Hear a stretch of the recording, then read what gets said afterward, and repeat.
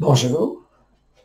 La mémoire, c'est quelque chose qui m'a fait défaut à un moment donné dans mon existence. Alors, j'ai voulu rattraper le tir parce que je ne voulais pas faire comme mon père et mon grand-père qui sont morts d'un Alzheimer.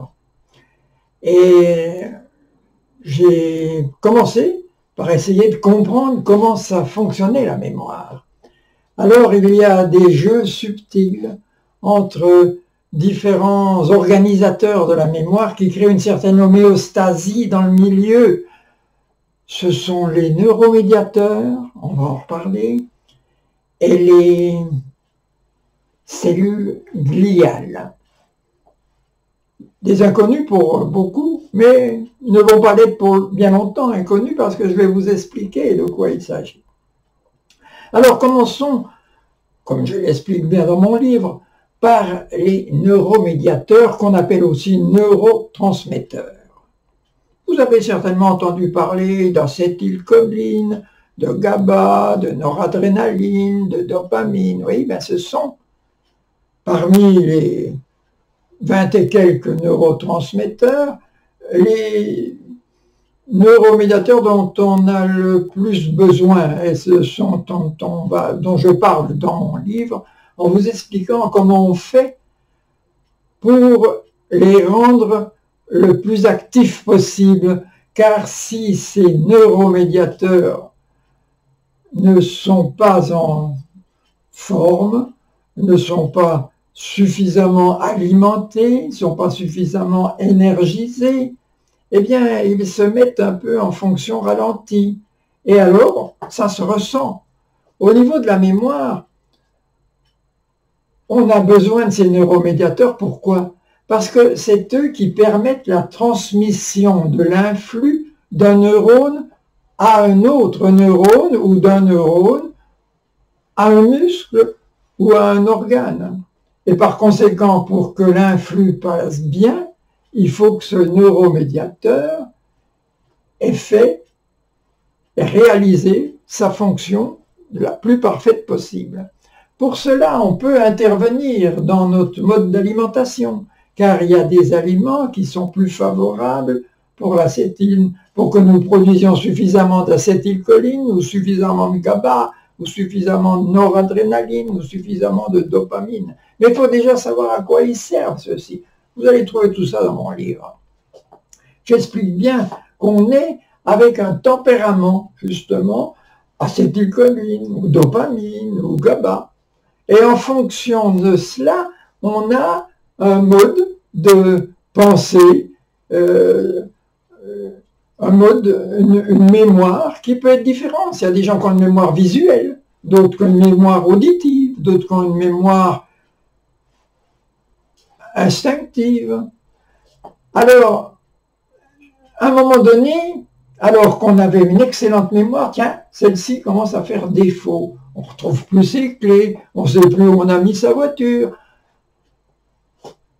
Le trou de mémoire. Ça, c'est le début, mais ce n'est pas si grave, parce que le cerveau, il a besoin de se reposer de temps en temps, et puis il oublie comme ça, exprès. C'est quand on perd des grands pans de mémoire sémantique, à ce moment-là, là, ça devient grave, là, il faut s'en inquiéter. Mais les petits trous de mémoire, c'est pas grave. Mais on peut les combler. Un trou, ça se comble. Et pour ça, eh bien, il faut leur apporter les aliments, c'est-à-dire les micronutriments dont ils auront besoin, dont ils ont besoin. Et pour ce faire, il faut savoir quels sont ceux qui sont favorables à l'acétylcholine, si c'est ça qui fait défaut, ou à la dopamine, ou à la noradrénaline, ou à la GABA, etc. Voilà, ça c'est... Mais il n'y a pas que les aliments, il y a aussi des plantes qui sont très favorables pour ça. Hein, je vous les retrouverai dans... Il y a des compléments alimentaires, et il y a même des champignons. Et il y a aussi, et ça c'est ma spécialité, des points qu'on peut aller tapoter ou masser. Oui. Ce sont des points d'acupuncture, connus en acupuncture, mais qu'on peut faire en digitopuncture, hein, notamment le vin, vaisseau gouverneur, ici, on se tapote ça un peu le matin, là, et bien hop là, wake up, ça réveille. Hein, on stimule certains neurones, certains neuromédiateurs qui ont besoin d'être réactivés énergétiquement. Je vais vous parler maintenant d'un autre élément, tout aussi indispensable que les neuromédiateurs, ce sont les cellules gliales. Ah, les cellules gliales. On parle beaucoup des neurones, mais il y a autant de cellules gliales que de neurones. Et ces cellules gliales, elles permettent l'homéostasie dans ce milieu, c'est-à-dire qu'elles gèrent l'ambiance, elles nourrissent, elles servent à alimenter, à favoriser l'alimentation des neurones, mais aussi elles les protègent. Elles nettoient le milieu, elles font en sorte que les neurones ne soient pas attaqués par des intrus, notamment des pathogènes, virus, etc. Parce que vous savez, au niveau du cerveau, il peut y avoir une prolifération de bactéries, de virus et même de parasites. Donc, les cellules gliales jouent un rôle très important et on aurait tort de les ignorer. Il faut apprendre aussi, il est intéressant de savoir que elles aussi, elles ont besoin de certains aliments. Par exemple, la microglie, qui elle a un rôle de protecteur au niveau du conduit, c'est-à-dire du neurone. Le neurone, c'est un conduit comme un fil électrique qui laisse passer l'influx nerveux. Si dans un fil électrique, vous comprenez, s'il n'y a pas suffisamment de chatterton autour, là, s'il n'y avait pas une enveloppe autour qui le protège, eh bien, il va y avoir des inductions, il va y avoir des pertes, etc.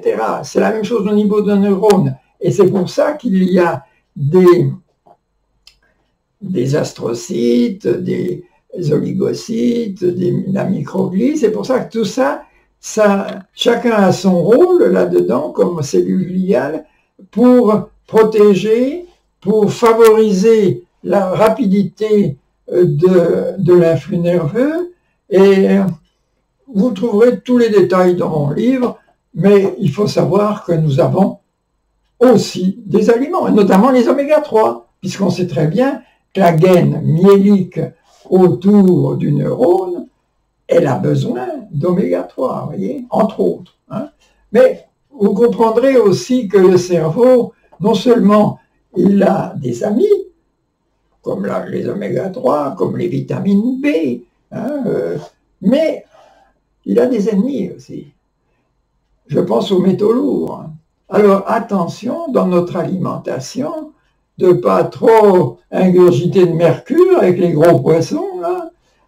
Attention au plomb qu'il y a quelquefois dans les tuyaux, à l'aluminium, à tous ces métaux lourds qui ne sont pas les bienvenus au niveau du cerveau.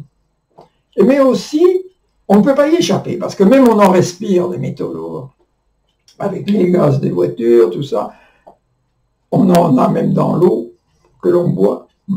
Donc on n'y échappe pas. Mais on a des moyens de les éliminer du corps ou de les neutraliser, comme certaines poudres je pense par exemple à l'argile, mais il n'y a pas que, il y a toute une série, c'est pareil, je mets dans mon livre les meilleurs moyens pour se désintoxiquer d'une part et d'autre part pour éliminer, chélater les métaux lourds.